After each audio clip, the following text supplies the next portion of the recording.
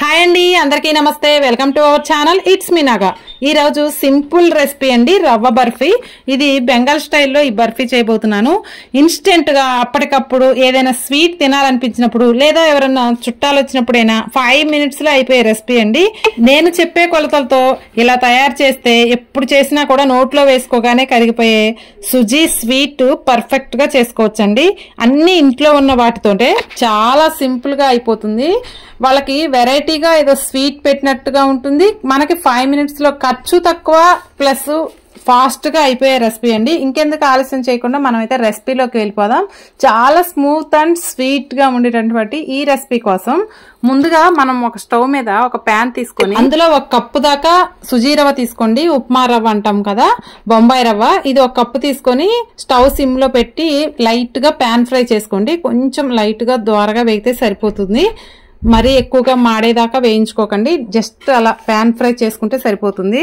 ఇలా ఫ్రై చేసుకున్న తర్వాత దీన్ని ఒక ప్లేట్ లోకి తీసుకోండి. నెక్స్ట్ అదే ప్యాన్ లోకి 1 కప్పు దాకా మరిగించిన పాలు, ఆల్రెడీ కాగబెట్టి చల్లారినవైనా పర్లేదు, మీరు ఫ్రెష్ పాలు తీసుకున్నా కానీ అవి కొంచెం కాగి ఒక పొంగు వచ్చేదాకా ఉంచండి. నెక్స్ట్ నేనైతే కాచి చల్లార్చిన పాలు తీసుకున్నాను, అందుకే డైరెక్ట్ గా షుగర్ కూడా వేసేస్తున్నాను. 1 కప్పు పాలకి 1/2 కప్పు పంచదార అన్నమాట. అంటే మనం 1 కప్పు బొంబాయి రవ్వ తీసుకున్నాం కదా, 1 కప్పు బొంబాయి రవ్వకి 1 కప్పు పాలు కరెక్ట్ గా సరిపోతాయి.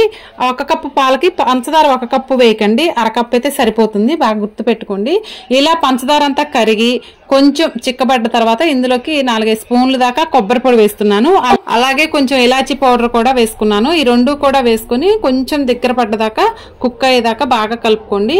కలుపుకున్న తర్వాత ఇందులోకి మనం ఇందాక వేయించుకున్నటువంటి 1 కప్పు బొంబాయి రవ్వ ఉంది కదా, ఆ బొంబాయి రవ్వ కూడా ఇందులో వేసుకొని దగ్గర పడే వరకు స్టవ్ సిమ్ లో పెట్టుకొని చక్కగా కలుపుకోండి.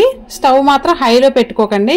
ఇది ఎందుకంటే కొంచెం సాఫ్ట్ గా అవుతుంది. మనం రవ్వ కేసరి చేసుకునేది అంత సాఫ్ట్ గా ఉండకూడదు, కొంచెం సాఫ్ట్ గా ఉండాలి. ఇది ఏంటంటే స్వీట్ కదా. సో నెక్స్ట్ దీంట్లోకి 1 స్పూన్ దాకా నెయ్యిని వేసుకున్నాను. ఇలా నెయ్యి కూడా వేసుకొని మొత్తం కలిసేదాకా మొత్తం చక్కగా కలుపుకోండి. కొంచెం దగ్గర పడి తిక్కుగా అయ్యేంత వరకు కలుపుకోండి.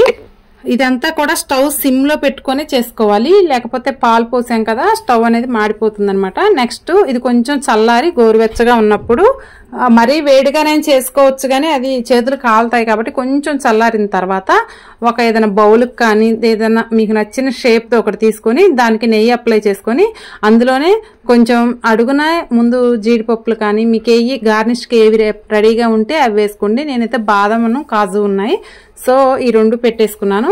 ఇలా గిన్నెకి అడుగున పెట్టేసుకొని పైన మనం చేసుకున్నటువంటి ఆ స్వీట్ని రోల్ లాగా చేసేసుకొని ఆ రోల్ని ఇందులో పెట్టుకొని కొంచెం గట్టిగా ప్రెస్ చేస్తే, మనం ఆల్రెడీ గీ అప్లై చేసాం కాబట్టి వెంటనే వచ్చేస్తుంది స్వీటు. దీన్ని ఇలా గట్టిగా ప్రెస్ చేసుకొని కొంచెం నైఫ్తో సైడ్స్ అనుకోవచ్చు, నాకైతే డైరెక్ట్గా వచ్చేసే, రాకపోయినా సైడ్స్ అనుకొని ఇలా పెట్టేసుకోవటమే. చూసారు కదా ఎంత బాగుందో స్వీట్ అయితే. చూడటానికే కాదండి, టేస్ట్ కూడా చాలా అంటే చాలా బాగున్నాయి. చూసారా బిస్కెట్ లాగా వచ్చాయి కదా, ఇంకా కొంచెం ఆరే కొద్దీ కూడా చక్కగా ఉంటాయండి. చాలా బాగుంది తింటుంటే కూడా. ఇదండి ఈ రోజు రెసిపీ. ఈ రెసిపీ మీకు నచ్చితే లైక్ చేయండి, ఎలా ఉందో కామెంట్ చేయండి, ప్రతి ఒక్కరు కూడా ట్రై చేయండి. Thank you for watching.